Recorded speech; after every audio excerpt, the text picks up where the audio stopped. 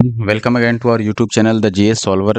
दोस्तों, आज के इस वीडियो में हम भारतीय राज्य व्यवस्था एवं शासन यानी कि पॉलिटी का नेक्स्ट क्लास लेकर के आ गए हैं, जिसमें हम पढ़ने वाले हैं शासन प्रणाली के बारे में। आपको पता होगा इससे ठीक पहले यानी कि क्लास 13 अगर आपने देखा होगा तो शासन प्रणाली का वो पार्ट 1 था यानी गवर्नेंस का, और यहाँ पर ये पार्ट 2 है। इसमें करीब करीब मुझे लगता है कि 80 क्वेश्चन पूछे गए हैं, जो कि अपने आप में बहुत एक अच्छा संख्या है। और इससे ये साबित होता है कि शासन प्रणाली जो चैप्टर है उससे संबंधित क्वेश्चन हर एक साल किसी न किसी स्टेट पीसीएस में जरूर पूछे जाते हैं। और आप देखिएगा कि पिछले क्लास में हमने 45 क्वेश्चन कर दिया था 80 में से, तो रेस्ट जो 35 क्वेश्चन या फिर 36 जितने भी बचे, क्योंकि 80 या 81 रहा होगा नंबर ऑफ क्वेश्चन, तो वो सारे क्वेश्चन हम इस पार्ट में कवर करने वाले हैं। अगर आपको पहले नोट्स समझना है तो नोट्स के लिए आपको क्लास 13 यानी कि प्रीवियस क्लास देखना होगा पॉलिटी का। और क्लास की पीडीएफ के लिए हमेशा की तरह मैं आपको कहूंगा कि आप हमारा Telegram group the GS solver join कर ले, जहां पर आपको क्लास की पीडीएफ प्रोवाइड कराई जाती है। और साथ ही साथ 71वीं बीपीएससी का एग्जाम काफ़ी करीब है, इसलिए मैंने बिहार करंट अफेयर का भी एक वीडियो अपलोड कर रखा है। अगर आपने नहीं देखा तो ज़रूर देख लीजिए। सारे इंपॉर्टेंट चीज़ें जो एग्जाम में आ सकती है वो हमने वहाँ पर डिस्कस किया है। अब मैं आगे बढ़ता हूँ और सीधे क्वेश्चन पर आता हूँ। आई होप कि आपको वीडियो पसंद आएगा, तो आप वीडियो को लाइक ज़रूर कीजिएगा, और अगर आप चैनल पर नए हैं तो सब्सक्राइब भी कीजिएगा। पहला जो क्वेश्चन है दोस्तों आज का, वो है भारत में संघीय व्यवस्था से संबंधित निम्न कथनों पर विचार करना है, इनमें से कौन सही है ये बताना है। पहला है आपके पास कथन, संविधान शासन की मूल संरचना के लिए एक संघीय व्यवस्था की प्रस्तावना करता है। दूसरा, एकात्मक झुकाव का उसमें सशक्त मिश्रण है। तीसरा, दोनों अर्थात संघ और राज्य विधायिकाएं जो हैं वो प्रभुता संपन्न हैं। और चौथा है, विधायकीय, वित्तीय तथा न्यायिक शक्तियां संघ तथा उनकी इकाइयों के बीच में विभाजित कर दी गई है। अब देखिएगा यहाँ पर दोस्तों, अगर पहले कथन की हम बात करें, जैसे यहाँ पर क्या बोला गया है, आपको संविधान शासन की मूल संरचना के लिए क्या करता है, एक संघीय व्यवस्था के साथ प्रस्तावना एक तैयार करता है या फिर प्रस्तावना करता है। देखिए, हमारा संविधान है उसमें प्रस्तावना की व्यवस्था है, और मूल संरचना के लिए संघीय व्यवस्था की भी व्यवस्था है, जिसमें यह आपने पढ़ा होगा कि प्रस्तावना जो है उसमें संशोधन किया जा सकता है, लेकिन संविधान की जो मूल संरचना है उसका मूल अर्थ है, कर्तव्य है, उसमें कोई संशोधन नहीं हो सकता है। तो निश्चित तौर पर एक संघीय व्यवस्था की प्रस्तावना की व्यवस्था संविधान करता है, भारतीय संविधान। तो ये सही है पहला। दूसरा है एकात्मक झुकाव का उसमें सशक्त मिश्रण है। देखो, एकात्मक झुकाव का मिश्रण देखने को मिलता है कई सारी चीजों में। आप देखिएगा, सेंट्रल जो गवर्नमेंट है उसके पास ज्यादा शक्तियां हैं स्टेट गवर्नमेंट से। जैसे अगर आप न्यायिक क्षेत्र में देखो तो आगे चल करके यानी कि आखिरी में सुप्रीम कोर्ट जाना रहता है, या फिर उसको भी बात छोड़ दो तो आप देखोगे कि कई सारी ऐसी चीजें हैं जो लोकसभा और राज्यसभा द्वारा पारित होने के बाद सभी राज्यों पर लागू हो जाती हैं, भले ही वह उसे राज्य लेना चाहे या नहीं, लेकिन अगर सबके लिए वो एक समान रूप से लागू हो जाता है।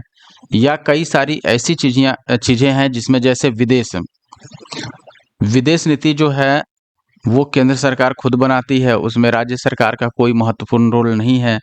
तो इस प्रकार हम कहेंगे कि एकात्मक झुकाव है इसमें, यानी कि शक्ति एक तरफ झुकी हुई है। कई सारे मामलों में जो केंद्र सरकार है उसके पास अधिक शक्ति है। तीसरा है, दोनों संघ तथा राज्य विधायिकाएं प्रभुता संपन्न हैं। देखिए, संघ विधायिका तो प्रभुता संपन्न है, लेकिन राज्य विधायिका कई मामलों में प्रभुता संपन्न नहीं है, यानी कि केंद्र का बात कई मामलों में राज्य विधायिका को या फिर राज्य को मानना पड़ता है, इसलिए ये हम गलत मानेंगे। चौथा में कह रहा है, वित्तीय न्यायिक शक्तियां ये सभी इकाइयों में बराबर बराबर है, लेकिन न्यायिक शक्तियां में ही जैसे मैंने स्टार्टिंग में बताया था, सुप्रीम कोर्ट का बात अलग है, फिर आप देखेंगे हाई कोर्ट का बात अलग है, दोनों की शक्तियों में अंतर है, इसलिए ये बराबर बराबर नहीं विभाजित किया गया है। तो केवल पहला और दूसरा सही। तो ऑप्शन में हम बी को चूज कर लेंगे, केवल पहला और दूसरा। आप देखिएगा, यहाँ भारतीय संविधान द्वारा शासन की मूल रचना के लिए एक संघीय व्यवस्था की प्रस्तावना की गई है। तथापि एकल नागरिकता और केंद्र की राज्यों की तुलना में अधिक शक्तियां इसे एकात्मक झुकाव प्रदान करते हैं। यानी कि एकल नागरिकता है, यहाँ राज्य में कोई नागरिकता नहीं है, सीधे केंद्र सरकार में यानी कि केंद्र में नागरिकता दी जाती है।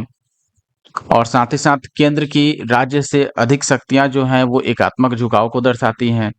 इसलिए पहला और दूसरा सही है। आप देखिएगा तीसरा चौथा गलत है, क्योंकि राज्य विधायिकाएं जो है वो रक्षा और विदेशिक मामलों में सहित कई ऐसे मामले हैं जिसमें केंद्र से अलग नहीं है, यानी केंद्र का जो निर्णय होगा वही मानना होगा। और न्यायिक शक्तियों में भी आप देखेंगे तो संघ राज्यों के बीच में यह विभाजित नहीं है, यानी कि जो न्यायिक शक्तियां हैं वो जो संघ है और राज्य है सभी में बराबर विभाजित नहीं है। अगला क्वेश्चन है, निम्नलिखित विशेषताओं में से केंद्रीय शासन व्यवस्था के लिए कौन सही नहीं है? ऑप्शन है त्वरित निर्णय, लचीलापन, बड़े देशों के लिए आदर्श, या फिर कानून की एकरूपता, या इनमें से कोई नहीं। देखिएगा, अब देखिए त्वरित निर्णय तो आवश्यक है। केंद्रीय व्यवस्था किस लिए की जाती है कि वहां पर केंद्रीय व्यवस्था का मतलब हो गया जैसे सत्ता का केंद्रीकरण कर देना, केंद्र के हाथों में शक्ति देना, सीधे समझिए, ठीक है। एकल नागरिकता हो जाना, या कई सारे मामले जिसमें केवल केंद्र सरकार निर्णय लेती है, जैसे विदेशिक मामले, रक्षा से संबंधित मामले, तो ये सब केंद्रीय व्यवस्था के अलग अलग विशेषताएं हैं। त्वरित निर्णय भी उनमें से एक है, लचीलापन जो है ये भी उसमें से एक है। संविधान में लचीलापन होना चाहिए, यानी कि आवश्यकता पड़ने पर उसमें संशोधन किया जा सकता है। और ये चूंकि संशोधन का अधिकार भी केंद्र सरकार के पास रहता है, संसद के पास रहता है, इसलिए यह भी केंद्रीय शासन या केंद्रीय शासन व्यवस्था का एक हिस्सा है। फिर कानून की एकरूपता, ये भी जरूरी है, कानून की एकरूपता होनी चाहिए सभी के लिए। और वैसे भी विधि के समक्ष आपने देखा होगा कि सबको बराबर माना गया है। फिर सी है बड़े देशों के लिए आदर्श। ये जरूरी नहीं है कि बड़े देशों के लिए आदर्श यह बने, क्योंकि आप देखिएगा इसका अपना कार्य है और केंद्रीय व्यवस्था सही से चलाना अपने आप में आवश्यक है, लेकिन ये आवश्यक नहीं है कि वह बड़े देशों के लिए आदर्श बने। तो ऑप्शन सी यहाँ पर गलत है। आप देखिएगा केंद्रीय शासन व्यवस्था या सरकार के एकात्मक स्वरूप में क्या क्या शामिल है? सत्ता का केंद्रीकरण, एकीकृत शक्ति, सरकार की त्वरित निर्णय लेने की क्षमता, संविधान का लचीलापन, एकल नागरिकता और संपूर्ण राज्य क्षेत्र में कानून की एकरूपता। एकल नागरिकता, आपातकाल की व्यवस्था, ये सभी है। लेकिन यह आवश्यक नहीं है कि यह ऐसी व्यवस्था बड़े देशों के लिए आदर्श हो। बड़े देश में ऐसी व्यवस्था बेहतर कार्य कर भी सकती है, या उस देश पर निर्भर करता है कि वह ऐसा व्यवस्था रखेगा या फिर नहीं रखेगा। नेक्स्ट क्वेश्चन है आपके पास, आप देखिएगा, कथन है और कारण है। कथन है भारत का राष्ट्रपति परोक्षतः निर्वाचित होता है, और दूसरा है भारत में संसदीय प्रणाली को गणतंत्रवाद के साथ जोड़ा गया है। देखिए, अब पहले कथन की बात करें दोस्तों, हम भारत का राष्ट्रपति परोक्षतः निर्वाचित होता है। देखिए निर्वाचित होता है ये बात तो फिक्स है।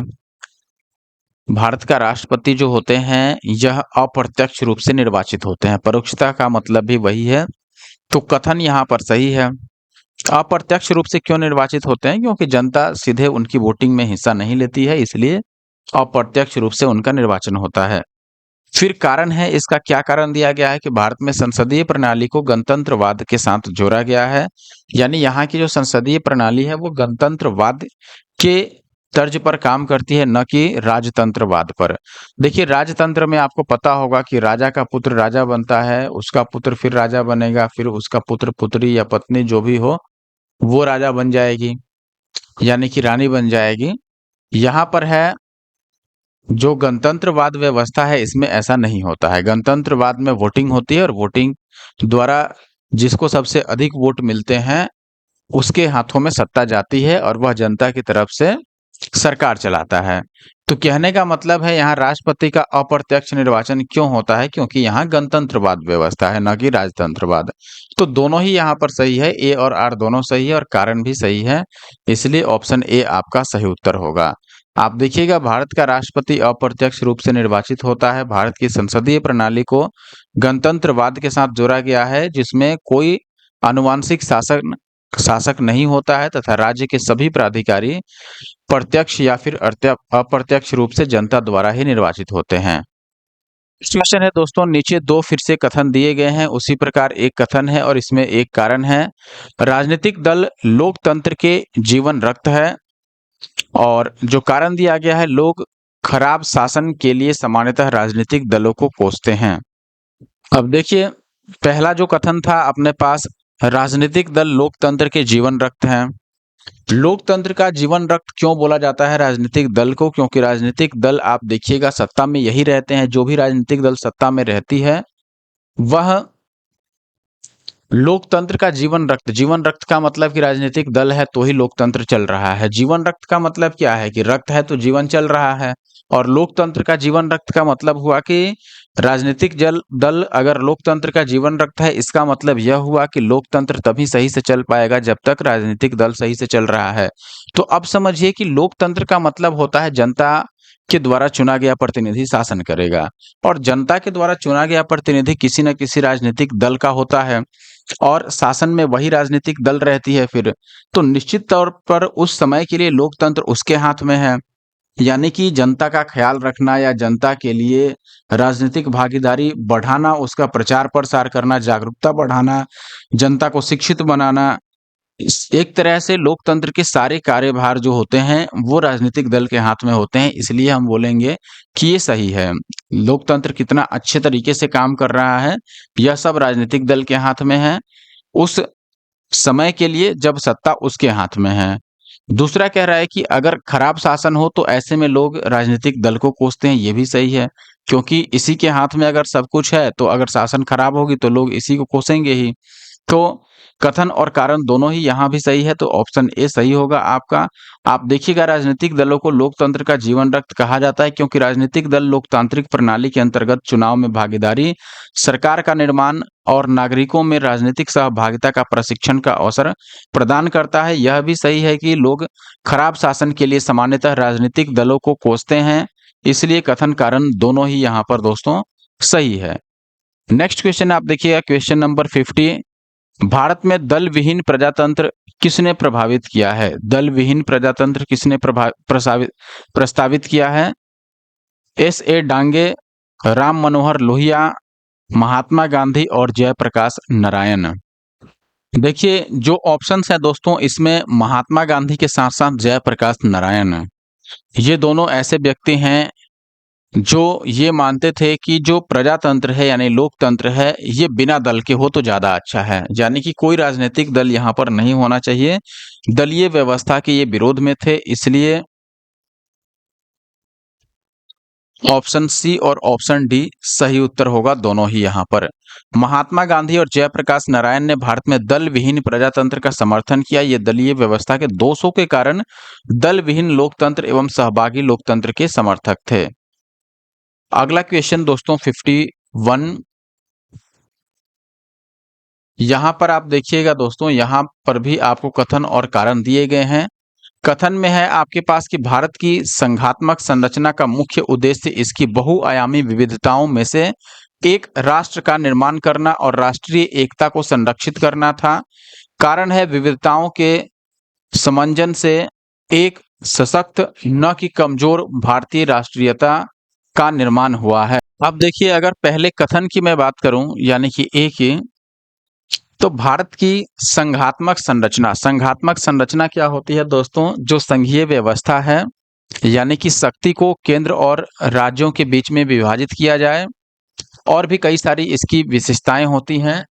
और इसमें यह भी है कि केंद्र को अधिक शक्तियां प्रदान की जाए, क्योंकि आप देखिएगा भारत में विविधता बहुत है, बहुआयामी यानी कई प्रकार की विविधताएं हैं, जैसे रहन सहन में विविधता, या फिर खान पान में विविधता, वेशभूषा में विविधता, बोलचाल में विविधता। तो इतनी विविधताओं होने के कारण होगा क्या, जैसे आपने कई बार देखा होगा कि कई सारा स्टेट जो है, जो बॉर्डर पे है, वो मांग करने लगता है कि हम भाई स्वतंत्र रहना चाहते हैं या किसी और देश के साथ मिल जाना चाहते हैं। तो ऐसे में जरूरी है दोस्तों कि केंद्र के पास ज्यादा शक्ति हो राज्य से, ताकि सभी राज्यों को एक साथ वो बांध करके रखे, और जिससे जो मजबूत राष्ट्र है उसका निर्माण हो पाए। तो यहाँ पर वही है कि जो मुख्य उद्देश्य है संघात्मक संरचना की वो बहुआयामी विविधताओं में से एक राष्ट्र का निर्माण करना और राष्ट्रीय एकता को संरक्षित करना, यानी राष्ट्रीय स्तर पर एकता बनी रहे और राष्ट्र का निर्माण मजबूती से हो सके।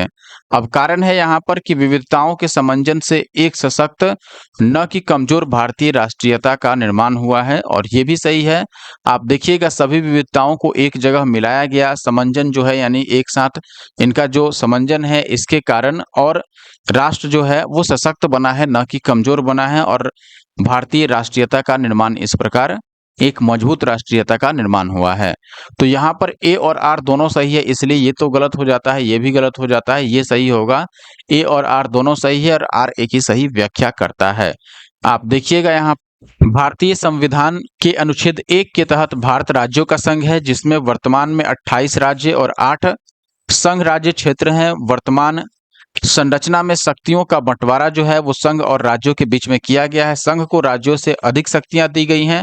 भारत की संघात्मक संरचना का मुख्य उद्देश्य बहुआयामी विविधताओं में से एक राष्ट्र का निर्माण करना और राष्ट्रीय एकता को संरक्षित करना है, जिसके कारण विविधताओं के समंजन से एक सशक्त भारतीय राष्ट्र का निर्माण हुआ है। इसलिए कथन और कारण दोनों सही है। दोस्तों नेक्स्ट क्वेश्चन की हम बात करें, फिर से कथन कारण वाला ही क्वेश्चन है।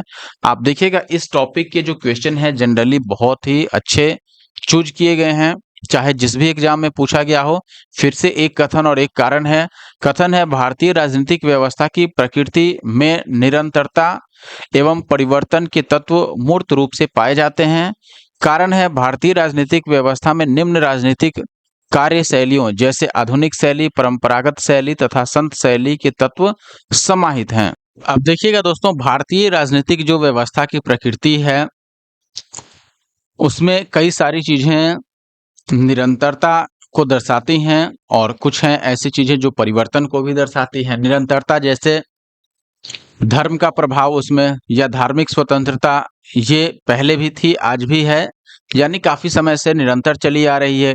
और कई भी ऐसी विशेषताएं हैं आप देखिएगा राजनीतिक व्यवस्था की, जो पुराने यानी मौर्य काल या फिर आर्यभट्ट मैं बोल रहा हूँ, विष्णुगुप्त या कौटिल्य जिनको हम बोलते हैं, तब से अभी तक चली आ रही है। कई सारी ऐसी चीजें हैं जैसे एकता का भाव, ये हमेशा बना रहेगा।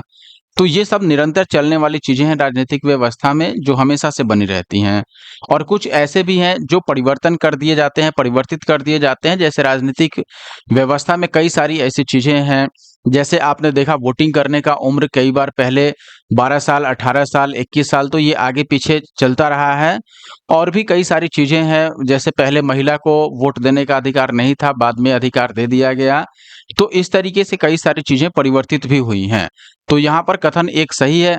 कारण में कह रहा है कि राजनीतिक व्यवस्था में निम्न राजनीतिक कार्य शैलियों जैसे आधुनिक शैली, परंपरागत शैली, संत शैली, इन ये सभी तत्व समाहित हैं।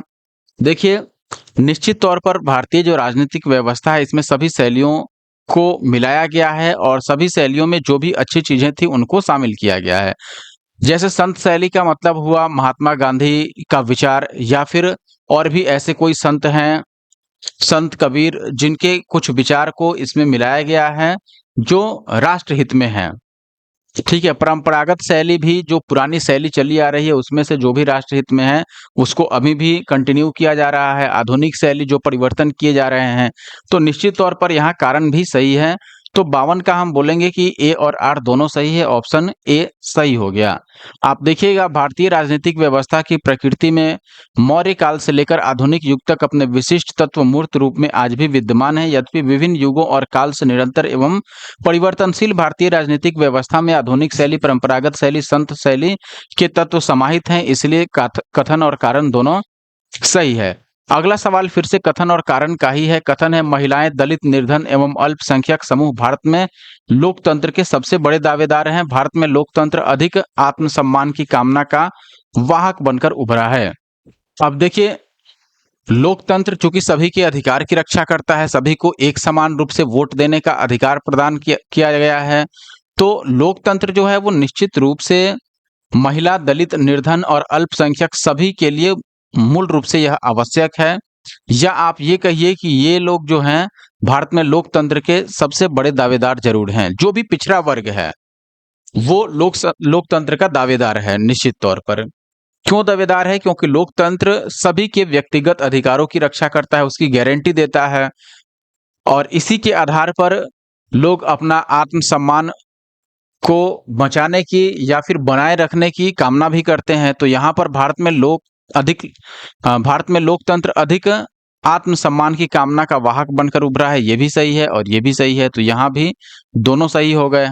देखेंगे दोस्तों, महिलाएं, दलित, निर्धन तथा अल्पसंख्यक समूह भारत में लोकतंत्र के सबसे बड़े दावेदार हैं, क्योंकि लोकतंत्र उनके व्यक्तिगत अधिकारों की रक्षा कर उनके आत्मसम्मान तथा गरिमा को बढ़ाता है, इसलिए ए आर दोनों सही है। नेक्स्ट सवाल है आपके पास, भारतीय संविधान के इतना बड़ा होने का क्या कारण है? इसमें अनेक संविधानों के अनुभव समाविष्ट हैं, इसमें विस्तृत प्रशासकीय प्रावधान है, यह एक बड़े देश के शासन से संबंधित है, यह संघ तथा राज्य सरकारों का संविधान है। अब देखिए, अगर मैं कहूं दोस्तों, तो आपको पता होगा कि भारतीय संविधान जो लिखा गया, तो उससे पहले जो संविधान निर्माण करने वाले लोग थे, वो दूसरे देशों के संविधान को पढ़ते हैं और पढ़ करके और कई सारी चीजें वहां से लेकर के और उसको उसमें थोड़ा बहुत परिवर्तन कर, यानी भारत के हिसाब से चेंज करके उसको भारतीय संविधान में लिखा जाता है। जैसे आप देखेंगे, राष्ट्रपति के चुनाव की प्रक्रिया किसी और देश से ली गई है, नीति निर्देशक तत्व किसी और देश से लिया गया है, प्रस्तावना किसी और देश से लिया गया है। तो जितनी चीजें लिखी गई हैं उसमें से मैक्सिमम चीजें दूसरे देशों के संविधान से ली गई हैं और चूंकि कई संविधानों का इसमें समावेश है, इसलिए ऑप्शन ए तो सही है। दूसरा, विस्तृत प्रशासकीय प्रावधान। अब चूंकि यहाँ प्रशासन कितना बड़ा है भारत में, आप जानते हैं, केंद्र सरकार के लेवल पर प्रशासन है, केंद्र लेवल पे, फिर राज्य स्तर पर प्रशासन है, जिला स्तर पर प्रशासन है, ब्लॉक स्तर पर और ग्राम स्तर पर भी प्रशासन होता है। तो यहाँ विस्तृत प्रशासकीय प्रावधान भी है और बड़ा देश के शासन से भी संबंधित है और संघ और राज्यों सभी के लिए यहाँ नियम और कानून बनाए गए हैं। तो लगभग लगभग ये सारे ही कथन इस बात की पुष्टि करते हैं कि भारतीय संविधान के बड़े होने का जो कारण है वो इनमें से सभी हैं। तो सारे ही सही हैं। आप देखिएगा, भारत का संविधान विश्व का सबसे बड़ा और सबसे विस्तृत लिखित संविधान है। इसके विस्तृत होने का कोई एक कारण नहीं है, बल्कि जितने भी कारण यहाँ दिए गए हैं सारे ही सही हैं।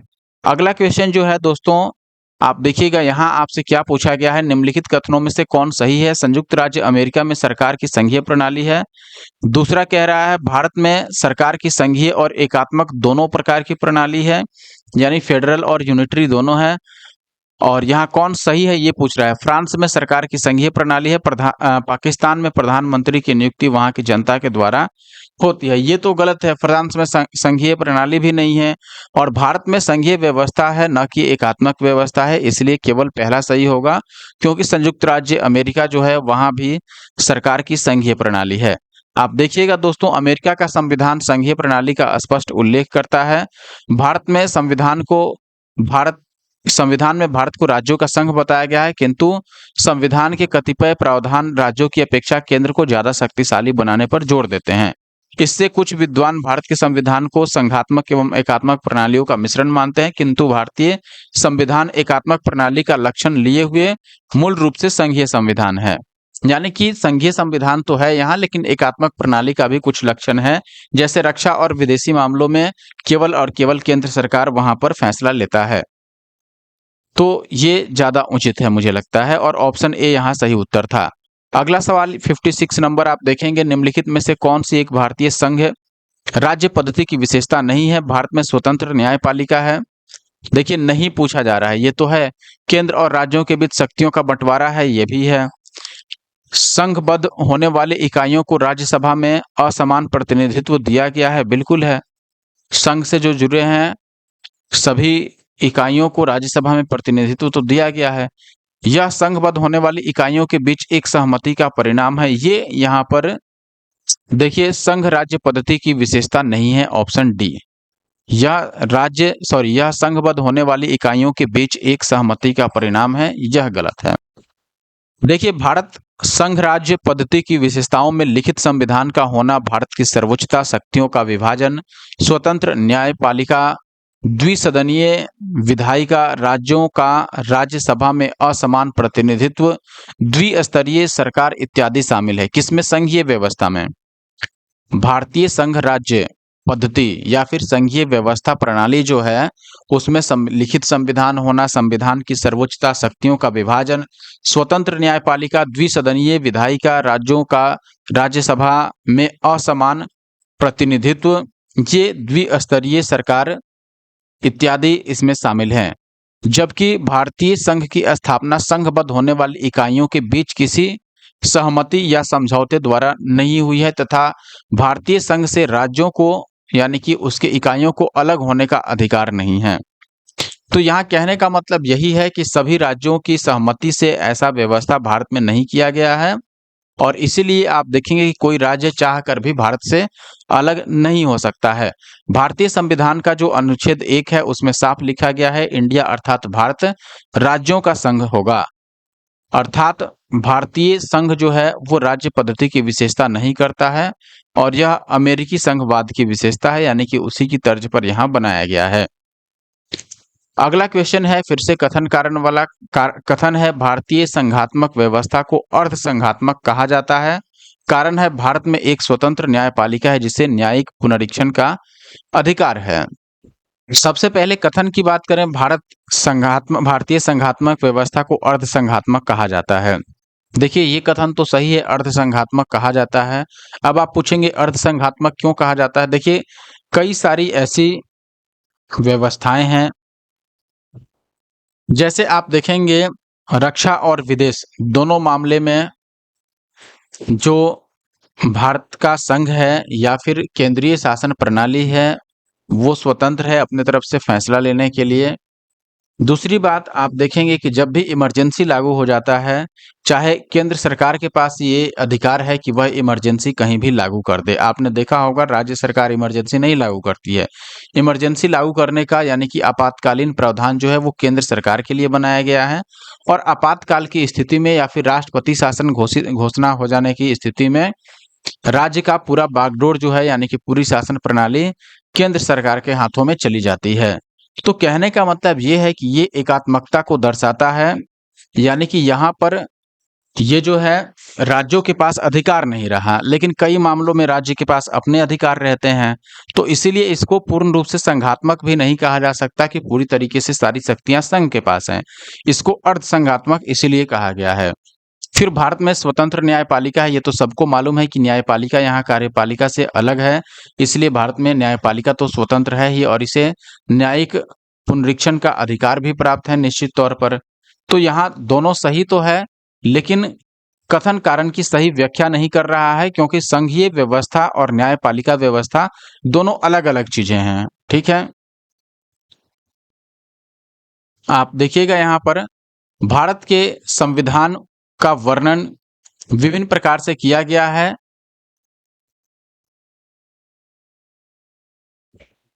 परिसंघीय कहा गया है, इसे परिसंघीय किंतु प्रबल एकात्मक अथवा केंद्र समर्थक भी कहा गया है। केंद्र समर्थक क्यों? क्योंकि केंद्र के पास अधिक शक्तियां दी गई हैं उसको। संरचना में परिसंघीय किंतु भावना में एकात्मक, सामान्य स्थिति में परिसंघीय किंतु आपात स्थिति के दौरान यह पूर्णतः एकात्मक रूप में परिवर्तित हो जाता है, इसीलिए इसे अर्धसंघात्मक कहा जाता है। भारतीय संविधान में स्वतंत्र न्यायपालिका का प्रावधान है। सर्वोच्च न्यायालय और साथ में उच्च न्यायालय को न्यायिक पुनरीक्षण की शक्ति प्राप्त है। संविधान के विभिन्न अनुच्छेदों जैसे अनुच्छेद 13, 32, 131 और ये सभी सारे इत्यादि उपबंध प्रत्यक्ष या अप्रत्यक्ष रूप से जो न्यायपालिका है उसको न्यायिक पुनरीक्षण की शक्ति प्रदान करते हैं, इसलिए कथन और कारण दोनों यहाँ पर सही। अगला सवाल है दोस्तों फिर से कथन कारण वाला है। भारतीय संविधान अर्धसंघात्मक है, हमने अभी देखा था। भारतीय संविधान न तो संघात्मक है न ही एकात्मक। तो यहाँ पर तो अब सीधा क्लियर है, अभी हमने देखा कि यह अर्धसंघात्मक तो है ही और यह न तो पूर्ण रूप से संघात्मक है और न ही पूर्ण रूप से एकात्मक, तभी तो इसको अर्धसंघात्मक कहा जा रहा है। तो कथन का कारण भी सही है, तो हम सीधे ए टिक कर लेते हैं, ज़्यादा दिमाग नहीं लगाएंगे। आप यहाँ पर देखेंगे वही सारी चीज़ें लिखी गई होंगी लेकिन फिर भी मैं आपको एक बार पढ़ के बता देता हूँ और वो भी बहुत जल्दी में। भारत के संविधान का वर्णन विभिन्न प्रकार से किया गया है। इसे अर्ध परिसंघीय कहा गया है, इसे परिसंघीय किंतु प्रबल एकात्मक अथवा केंद्र समर्थक कहा गया है। इसे संरचना में परिसंघीय किंतु भावना में एकात्मक, सामान्य स्थिति में परिसंघीय किंतु आपात स्थिति के दौरान पूर्णतः एकात्मक रूप में परिवर्तित किया जा सकने वाला कहा गया है। भारतीय संविधान मूलतः संघात्मक है, परंतु उसमें केंद्रीकरण की प्रवृत्ति प्रबल है। इस मत का समर्थन संविधानविद दुर्गादास बसु भी करते हैं। वस्तुतः भारतीय संविधान न तो पूर्णतः संघात्मक और न ही पूर्णतः एकात्मक, इसीलिए इसे अर्ध संघात्मक कहा गया है। नेक्स्ट सवाल है दोस्तों, भारतीय संविधान की प्रकृति है। अभी हमने देखा था दोस्तों कि प्रकृति में संघीय लेकिन भावना में एकात्मक। भले संघीय व्यवस्था है, केंद्र और राज्यों के बीच में शक्तियों का बंटवारा है, लेकिन भावना राष्ट्रीयता की होनी चाहिए, यानी कि एकात्मकता की, इसलिए ऑप्शन डी सही है। नेक्स्ट क्वेश्चन आप देखिएगा, भारतीय संघवाद को सहकारी संघवाद किसने कहा था? जी ऑस्टिन। ये हमने पढ़ा था नोट्स में, जी ऑस्टिन इसका सही उत्तर है। भारतीय संविधान की प्रकृति संघात्मक है या एकात्मक, इस संबंध में विद्वानों में मतभेद है। कुछ विद्वान इसे संघात्मक संविधान बोलते हैं, जबकि कुछ इसे एकात्मक संविधान मानते हैं। जी ऑस्टिन के अनुसार भारत का संविधान सहकारी परिसंघीय संविधान है, जबकि केसी वियर के अनुसार यह अर्ध संघीय है। नेक्स्ट आप देखिएगा, किसने कहा था भारत अर्ध संघात्मक राज्य है? अभी हमने देखा केसी वियर के अनुसार यह अर्ध संघीय है, यानी कि अर्ध संघात्मक है। और जी ऑस्टिन के अनुसार जो भारत का संविधान है वह सहकारी परिसंघीय संविधान है।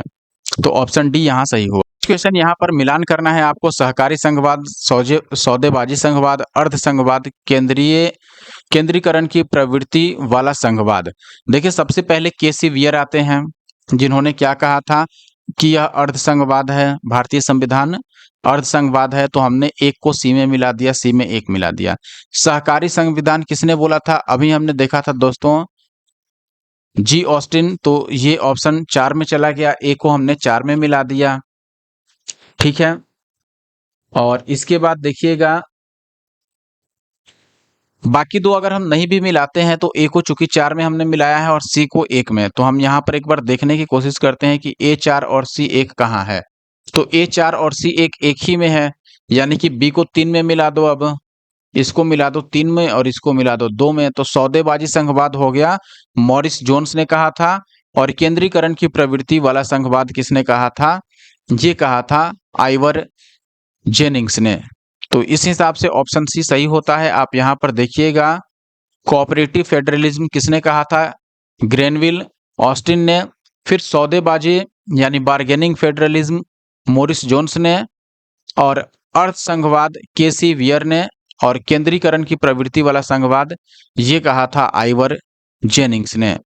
नेक्स्ट क्वेश्चन जो है दोस्तों आपके पास, इसमें पूछा गया है भारतीय संविधान में कि कौन से निम्नलिखित में कथन है जिसका भारतीय संविधान के विषय में निम्नलिखित कथन निम्न में से किसका है?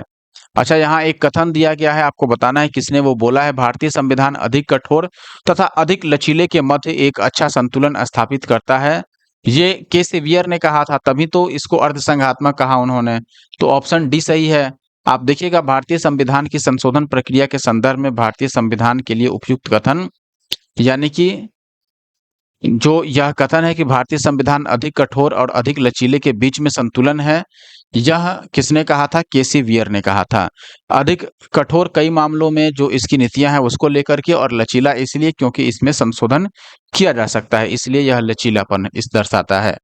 भारतीय संविधान के बारे में एक और कथन दिया गया है, संविधान को संघात्मकता के तंग ढांचे में नहीं ढाला गया है, ये किसने कहा था? ऑप्शन है डी बसु, के एम मुंशी, ए के अय्यर या फिर डॉक्टर भीमराव अंबेडकर। तो ऑप्शन सी यहाँ सही है, डॉक्टर भीमराव अंबेडकर का यह कथन है कि संविधान को संघात्मक के तंग ढांचे में नहीं ढाला गया है। देखिएगा दोस्तों, यहाँ पर बी आर अम्बेडकर जी ने यह कहा था कि संविधान को संघात्मकता के तंग ढांचे में नहीं ढाला गया है, यह एकीकृत और संघात्मक दोनों ही किस्म का है, यानी दोनों ही प्रकार की विशेषताएं इसमें है। मिथकों और कहावतों के रूप में प्रशासन के सिद्धांतों को किसने अस्वीकार किया? ये किया था दोस्तों साइमन ने, हर्बर्ट साइमन। आप देखिएगा, हर्बर्ट ए साइमन ने मिथकों और कहावतों के रूप में प्रशासन के सिद्धांतों को असंगत और अस्पष्ट मानते हुए अस्वीकार किया, जबकि ड्वाइट वाल्डो, फ्रैंक मेरिन और एफ डब्ल्यू रिग्स ने मिथकों और कहावतों के रूप में प्रशासन के सिद्धांतों को स्वीकार किया है। नेक्स्ट क्वेश्चन है दोस्तों, विधि और स्वाधीनता के बीच सबसे उपयुक्त संबंध को कौन सा प्रतिबिंबित करता है? यदि विधियां अधिक होती हैं तो स्वाधीनता कम होती है। यदि विधि नहीं है तो स्वाधीनता भी नहीं है। यदि स्वाधीनता है तो विधि निर्माण जनता को करना होगा। यदि विधि परिवर्तन बार बार होता है तो यह स्वाधीनता के लिए खतरा है। सबसे पहले देखिए स्वाधीनता क्या है। स्वाधीनता का मतलब स्वतंत्रता हुआ और विधि का मतलब कानून हुआ। तो यहाँ पर पहले कथन में आपको बोला गया है दोस्तों कि यदि विधि है यानी विधियां अधिक है यानी कि कानून अधिक है, कानून से संबंधित प्रावधान अधिक है, तो ऐसे में स्वतंत्रता कम हो जाती है। बिल्कुल नहीं, ऐसा थोड़ी है कि कानूनी जो प्रावधान है वो लागू होगी तो स्वतंत्रता कम हो जाएगा। यदि विधि नहीं है तो स्वतंत्रता भी नहीं है, यानी कि यदि कोई कानून नहीं है तो कोई भी स्वतंत्रता नहीं रह पाएगी। ये कथन सही है, इसको सही माना जा सकता है, क्योंकि स्वतंत्रता के लिए आवश्यक है कि कानून हो, तभी तो सब लोग उसके अंडर में या फिर कानून का पालन करेंगे और सभी जगह एक समान रूप से स्वतंत्रता बनी रहेगी। अगर विधि नहीं रहेगा, कानून नहीं रहेगा तो किसी को कानून का भय नहीं रहेगा, लोग एक दूसरे के ऊपर आरोप प्रत्यारोप करेंगे या दूसरे का जो धन है या फिर जमीन है जो भी है उसको अपना बनाने के लिए हमला करेंगे। यदि स्वाधीनता है तो विधि निर्माण जनता को करना होगा, ये आवश्यक नहीं है कि विधि निर्माण जनता ही करे। जैसे भारत में जनता द्वारा चुने गए प्रतिनिधियों द्वारा विधि निर्माण किया जाता है संसद के माध्यम से। यदि विधि परिवर्तन बार बार होता है तो यह स्वाधीनता के लिए खतरा है, ऐसा कुछ नहीं है। आवश्यकता अनुसार विधि में परिवर्तन किया जाना चाहिए। तो ऑप्शन बी को यहाँ सही माना गया है। यदि विधि नहीं है तो स्वाधीनता नहीं है। यह कथन विधि तथा स्वाधीनता के बीच सबसे उपयुक्त संबंध है। स्वाधीनता का तात्पर्य विधि की पूर्ण अनुपस्थिति कदापि नहीं है, यानी स्वाधीनता का अर्थ यह नहीं है कि पूरी तरीके से कानून समाप्त कर दिया जाए। विधि शास्त्री जॉन लॉक के अनुसार स्वाधीनता के अस्तित्व के लिए विधि का अस्तित्व जरूरी है। कानून ही स्वतंत्रता की रक्षा करता है। वे कहते हैं जहां कोई कानून नहीं है वहां कोई स्वतंत्रता भी नहीं है। नेक्स्ट क्वेश्चन आप देखिएगा दोस्तों, क्वेश्चन नंबर 67। निम्नांकित में से कौन विकास प्रशासन की अवधारणा से संबंधित है? Fred W Riggs, Frank Marini, Elton Mayo या फिर गेलबर आसबोर्न? सही उत्तर क्या है दोस्तों? फ्रेड डब्ल्यू रिग्स, यानी कि ऑप्शन ए जो है ये विकास प्रशासन की अवधारणा से संबंधित है। किस प्रकार संबंधित है? देखिए विकास प्रशासन अवधारणाओं से डब्ल्यू जो है फ्रेड डब्ल्यू रिग्स संबंधित हैं। अपनी इनकी एक पुस्तक है एडमिनिस्ट्रेशन डेवलपमेंट इंक्लूसिव कॉन्सेप्ट। इसमें उन्होंने लिखा है कि विकास प्रशासन उन कार्यक्रमों और परियोजनाओं को पूरा करने के संगठित प्रयासों से संबंधित है जो विकास में संलग्न व्यक्तियों द्वारा परिवर्तित किए जाते हैं। क्वेश्चन देखिए, निम्नांकित में से कौन सा एक चिंतक लोक प्रशासन तथा निजी प्रशासन में समानताओं का समर्थक है? यानी कि चिंतक लोक प्रशासन चिंता करने वाला और निजी प्रशासन में दोनों में ही समानता का समर्थक है। हर्बर्ट साइमन, पॉल एच एपलबी या सर जोसिया स्टाम्प या फिर हेनरी फेयोल? सही उत्तर है दोस्तों ऑप्शन डी, हेनरी फेयोल। ये एक प्रसिद्ध प्रशासनिक चिंतक हैं। आप देखिएगा हेनरी फेयोल ने लोक प्रशासन तथा निजी प्रशासन में समानता का समर्थन किया है। इनके अनुसार अब हमारे सामने अनेक प्रकार के प्रशासन विज्ञान नहीं है, किंतु एक ही प्रशासन है जिसे सार्वजनिक और निजी मामलों में समान रूप से उपयोग में लाया जा सकता है। नेक्स्ट क्वेश्चन है दोस्तों, यदि हमारी सभ्यता विफल होती है तो यह मुख्यतः प्रशासन के ध्वस्त होने का कारण होगा। यह कथन किसका था? ऑप्शन है एल डी वाइट द्वारा दिया गया है या एलेक्जेंडर पोप का या फिर डब्ल्यू डी डॉनसन या एडमंड बर्ग है, एडमंड बर्ग। तो यहाँ पर आपको बता दूं दोस्तों कि हमारी सभ्यता विफल होती है तो इसका मुख्य कारण होगा प्रशासन का विफल होना। यह कथन जो है वो डॉनहम का है दोस्तों, यानी कि डब्ल्यू बी डॉनहम। ऑप्शन सी जो है वो सही उत्तर है। इनका ही कथन था कि यदि हमारी सभ्यता असफल होती है तो यह हमारे प्रशासन के पतन का कारण होगा एक, या प्रशासन की असफलता होगी। गणतंत्रीय अवधारणा से संबंधित निम्नांकित में से कौन एक सही नहीं है? आप देखिएगा यह राज्य जिसमें जनता सर्वोच्च होती है। ये गणतंत्र के बारे में बताना है आपको कि गणतंत्र जो अवधारणा है इसमें कौन सा सही नहीं है। तो आप देखिएगा गणतंत्र व्यवस्था में जनता सर्वोच्च होती है निश्चित तौर पर, क्योंकि जनता द्वारा ही प्रतिनिधि चुने जाते हैं।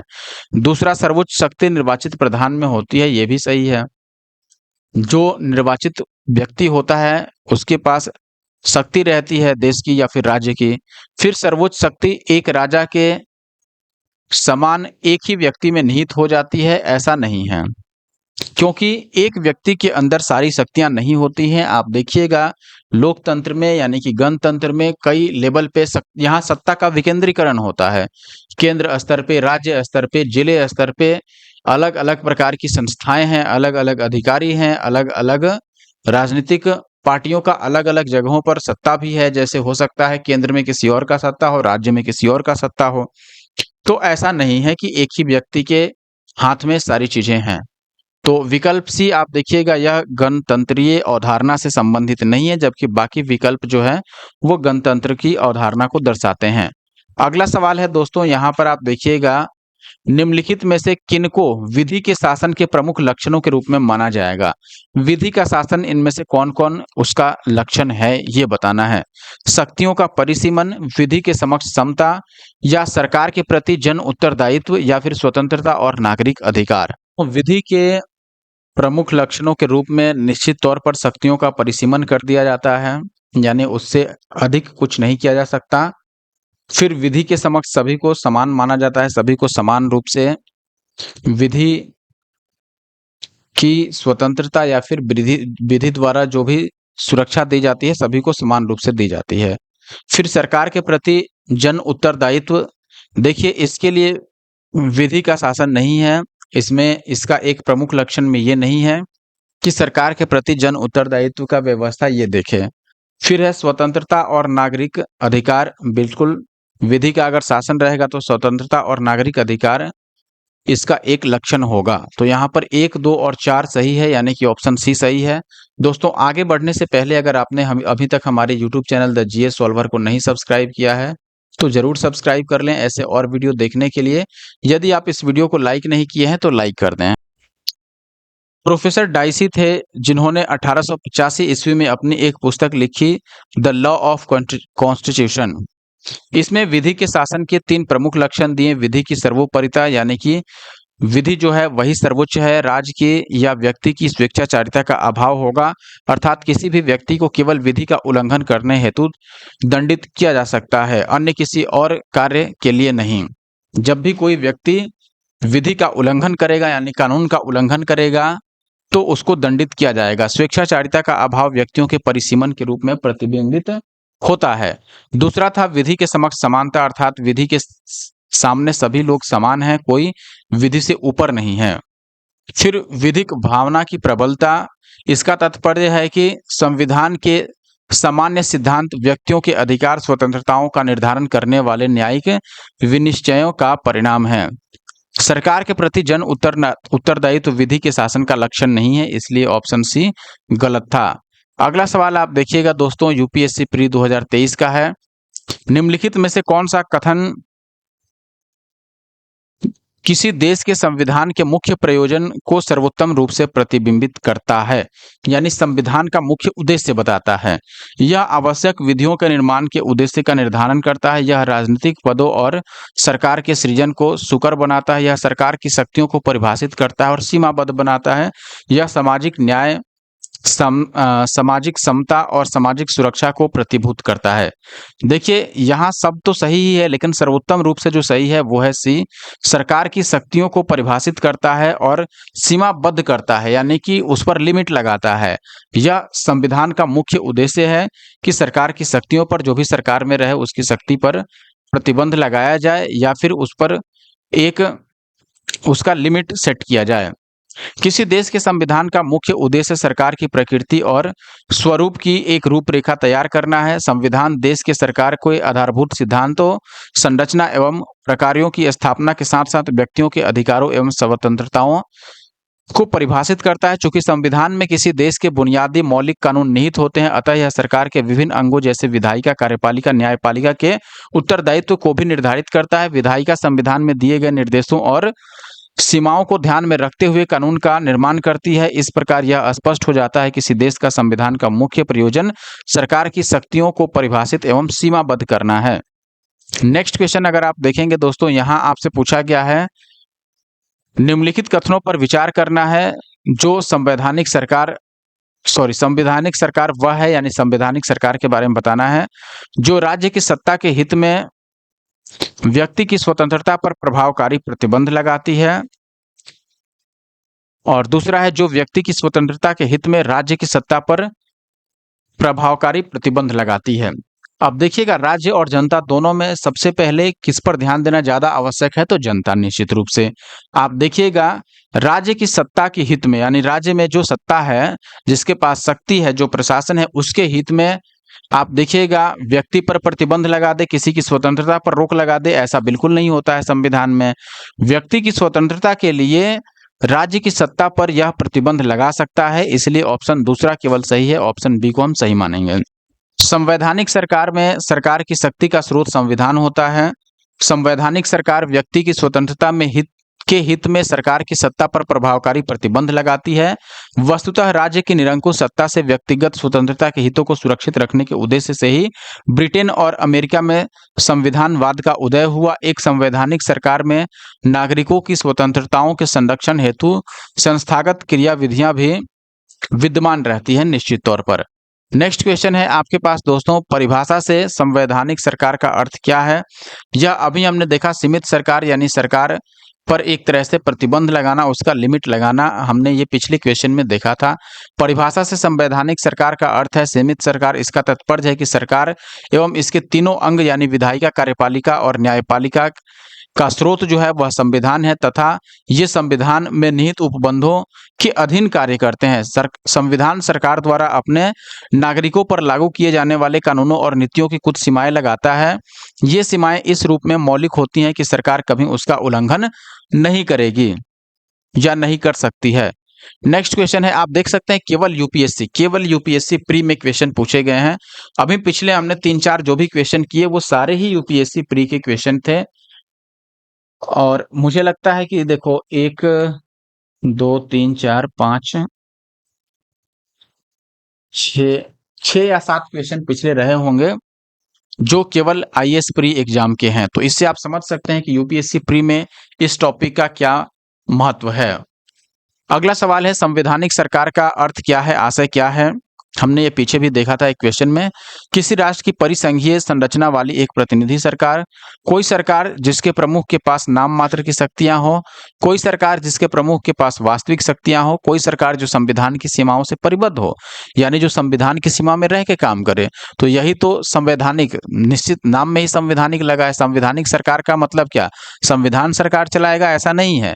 संविधान का जो दायरा है उसमें रहते हुए सरकार चलाया जाए तो उसको संवैधानिक सरकार बोलेंगे। तो ऑप्शन डी यहाँ पर सही उत्तर होगा। संवैधानिक सरकार से आशय ऐसी सरकार से है जो संविधान की सीमाओं से बंधा हुआ हो।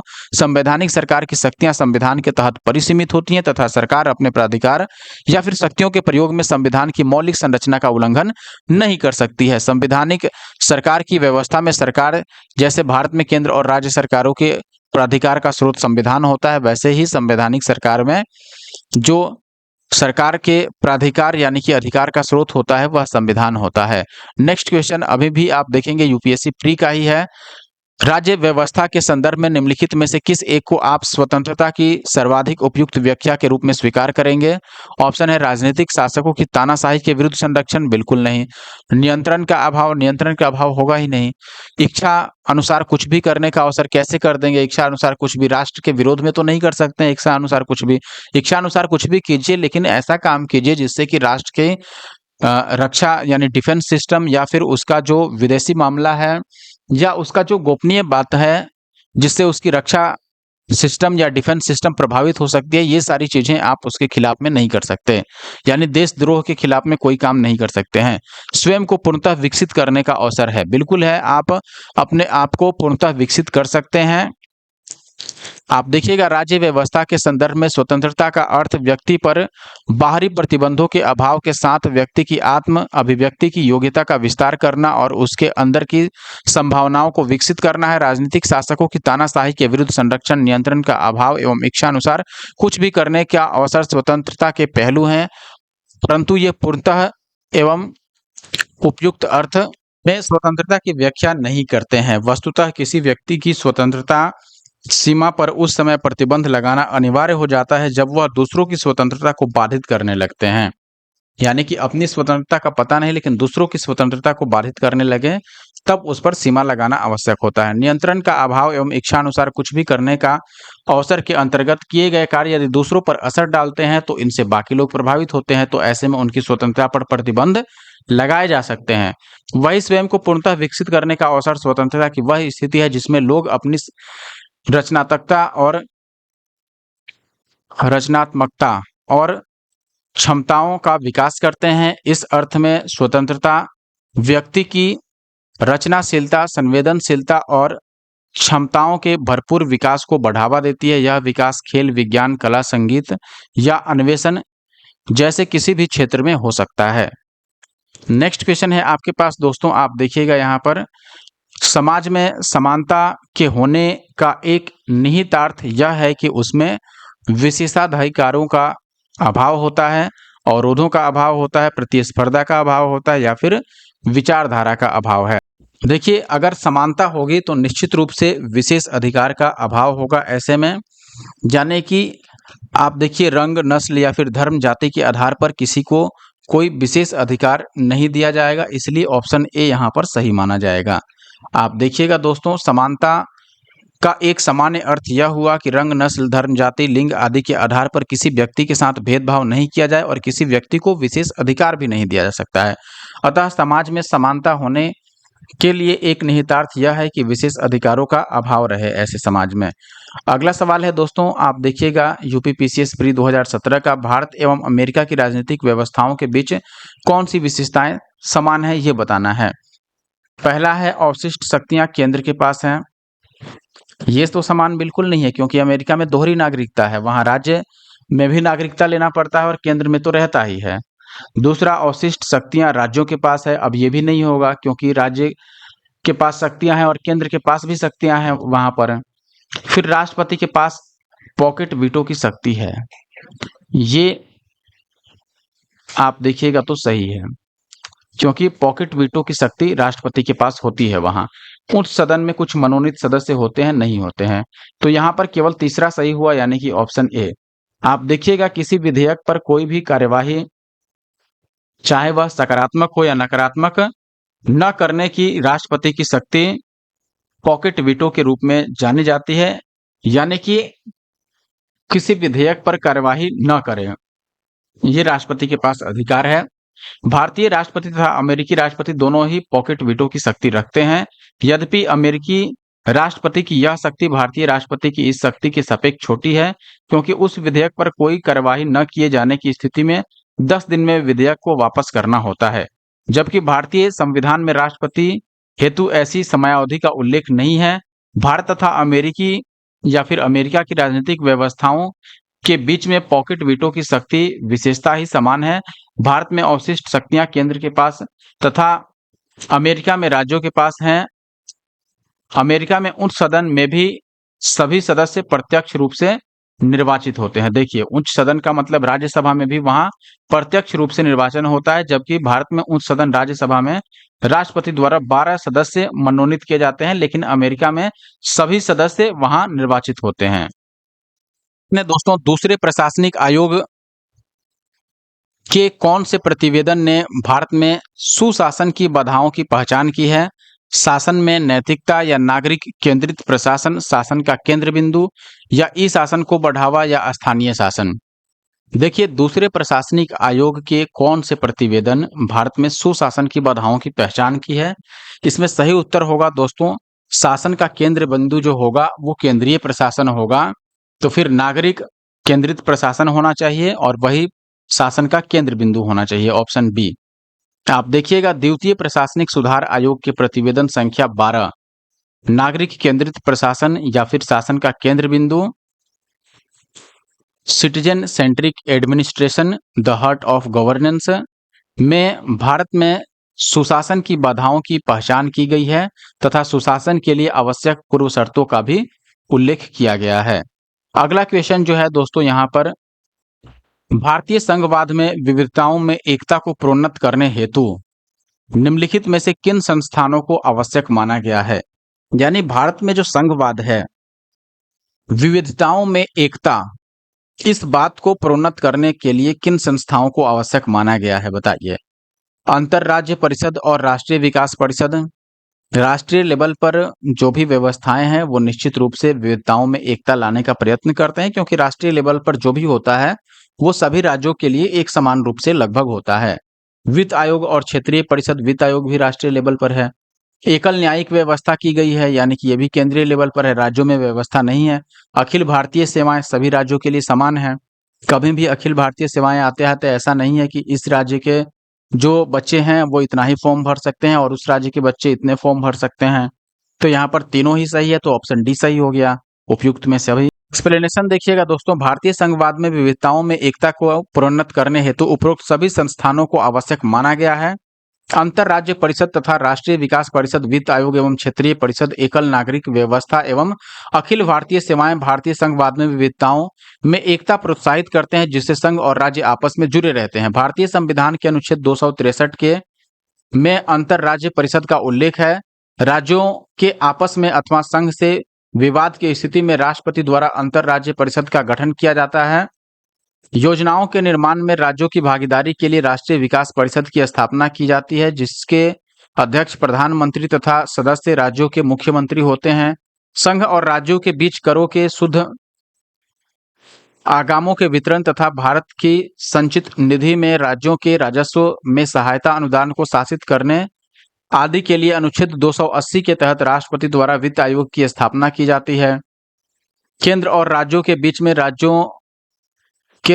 राज्यों के बीच तथा राज्यों के आपसी मतभेद को स्वतंत्र एवं निष्पक्ष विचार विमर्श के माध्यम से सुलझाने के लिए क्षेत्रीय परिषदों की स्थापना की जाती है। भारत में एकल न्यायिक व्यवस्था को अपनाया गया है, जिसमें उच्चतम न्यायालय सर्वोच्च है, यानी सुप्रीम कोर्ट जो है वह सर्वोच्च है और इसके द्वारा दिया गया निर्णय सर्वमान्य एवं अंतिम होता है। भारत में अनुच्छेद 312 में अखिल भारतीय सेवाओं का उल्लेख किया गया है, जो संघ राज्य दोनों के लिए है। आखिरी क्वेश्चन है दोस्तों आज की वीडियो का, आप देखेंगे यहाँ पर पूछा गया है निम्नलिखित में से किस दशक में भारत की संसदात्मक व्यवस्था केंद्रीयता को संघवाद की ओर से खिसकी, यानी जो संसदात्मक व्यवस्था है वो केंद्रीयता से संघवाद की ओर खिसक गई।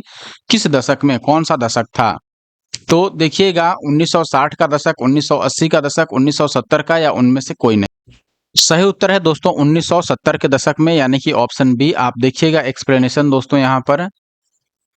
यद्यपि 1960 के दशक से ही देश में विभिन्न राज्यों में विपक्ष का उभार होने लगा, यानी कि देखिए 1947 में जब कांग्रेस की सरकार बनी उसके बाद आप देखेंगे कि चूंकि उस समय देश आज़ाद ही हुआ था तो कोई विपक्ष उस समय इस तरह से नहीं था, लेकिन 1960 के दशक से विभिन्न राज्यों में विपक्ष बढ़ने लगा, जो केंद्र के पक्ष में नहीं था या उनकी नीतियों के पक्ष में नहीं था। कुछ राज्य कांग्रेस के हाथ से निकल भी गए थे, परंतु वास्तव में भारत में संसदात्मक व्यवस्था केंद्रीयता से संघवाद, देखिए केंद्रीयता का मतलब कि केंद्रीय शक्ति एक जगह न रहकर संघवाद यानी राज्य और केंद्रों के बीच में सही सही बंटवारा हो। 1970 के दशक यानी 70 से 79 में खिसकी, जबकि बहुत से राज्यों में कांग्रेस पार्टी का बहुमत नहीं रहा। तो इस हिसाब से ऑप्शन बी सही था दोस्तों, और यह आखिरी क्वेश्चन था इस वीडियो का। आई होप कि यह आपको अच्छा लगा होगा और आपने वीडियो को लाइक भी कर दिया होगा और साथ ही साथ आपने कमेंट भी कर दिया होगा। प्लीज़ कमेंट और लाइक जरूर कीजिएगा, और साथ ही साथ अगर आप हमारे YouTube channel the GS solver पे नए हैं तो ऐसे और वीडियो देखने के लिए हमारे इस यूट्यूब चैनल को जरूर सब्सक्राइब कर लें दोस्तों, और बेल आइकन को प्रेस कर लें, और क्लास की पीडीएफ के लिए Telegram group the GS solver join कर लें। मिलते हैं नेक्स्ट वीडियो में। Thank you for watching the video.